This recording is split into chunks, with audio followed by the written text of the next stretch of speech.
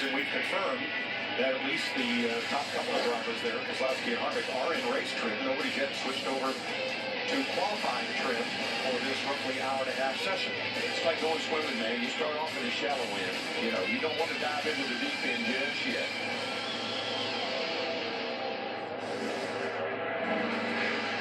Klausmeyer, who won last week's race with Kurt Busch, Tony Gibson, the crew chief back, Klausmeyer, the team race day engineer. Pretty potent combination there. Boy, I'll say, kid did a great job last week. Call him Johnny Gunslinger after that win.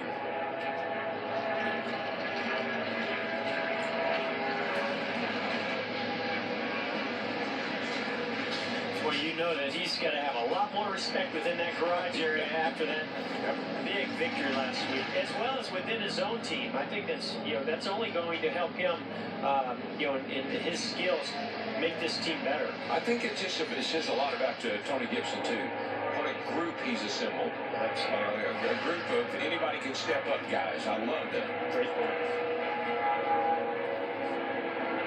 Jimmy Johnson's first lap was the fastest lap of the session. His second lap is even quicker. Now it's possible that this was qualifying trim. If he's only making 2 laps, and he waited to come out to see what the grip level of the track was. So there's a possibility that was qualifying trim. That might be half qualifying trim. I'd say they probably got a little something left. So he went half fast. That's a T on the end. You can say that because I'm afraid to. But I knew you were thinking. You knew what I was 16 years of this, I got a pretty good clue. Not only do you read my mind. Well, you always have to leave a little bit for That's what I'm saying. I guarantee he's not full-blown. Okay. He's just testing the water.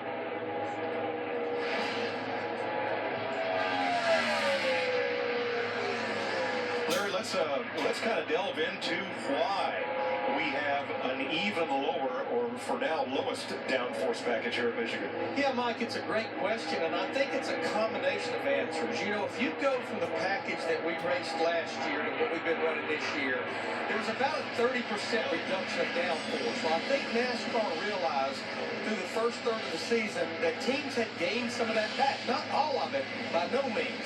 But I think they know they have to stay on top of these teams continuing to work to get the downforce back. I go back to the race at Kansas. That is a high-grip racetrack. We maybe didn't see as good racing there as we've seen other places. So I think to test the waters, to take more downforce away, they decided to do it at a couple of racetracks that has a lot of grip.